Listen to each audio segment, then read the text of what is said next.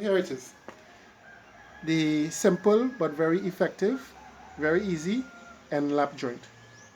Laps like that. End lap joint. One on top of each other. A on top of B. A on top of B. End lap joint. Simple but effective.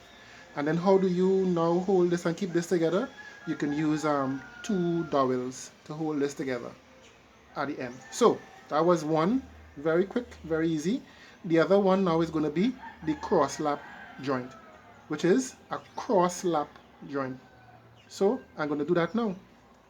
The method that I did for the end lap by putting it like this will be the same for the cross lap.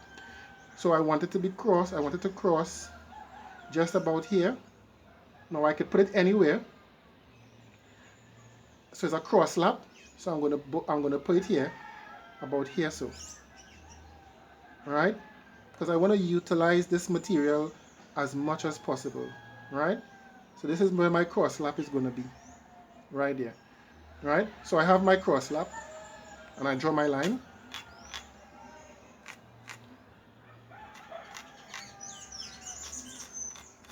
Good. Take my combination square, and I'm going to do the same thing like what I applied earlier, and I'm going to square off this here.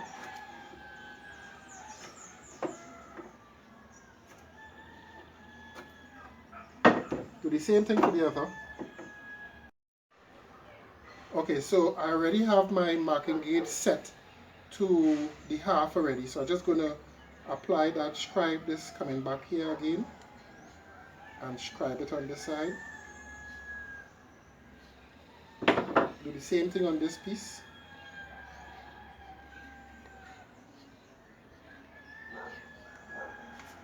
Put in my pencil mark so I can see the line that I just scribed.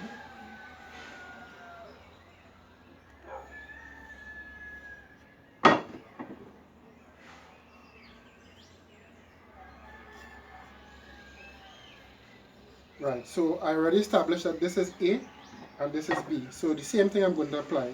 I'm taking off at the bottom here because A is going to lap or cross lap into B, and I'm taking off at the top here. So I'm putting my X's to where I'm going to take off. Knock off the waste off of my marking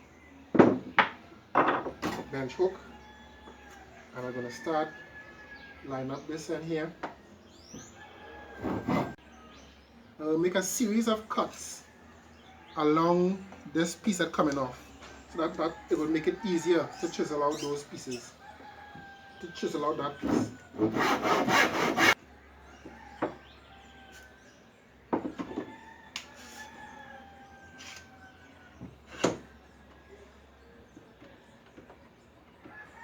So let me show you before.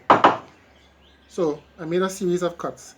I'm going to take the chisel and I'm going to mark this line that I have here on both sides in order to take off this piece of waste here. So clamping this down to my work desk. Chisel, using the 1/2-inch chisel, bevel chisel,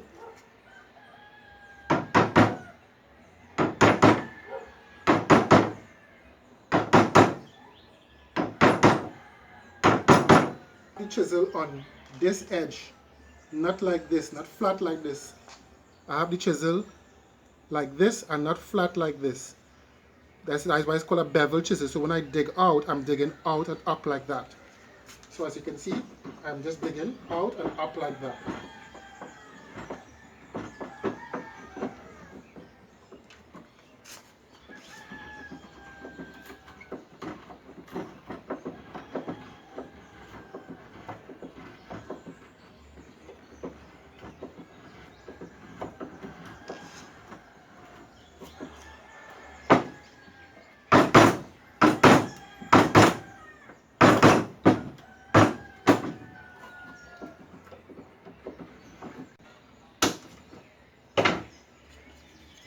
Once I do that, there it is.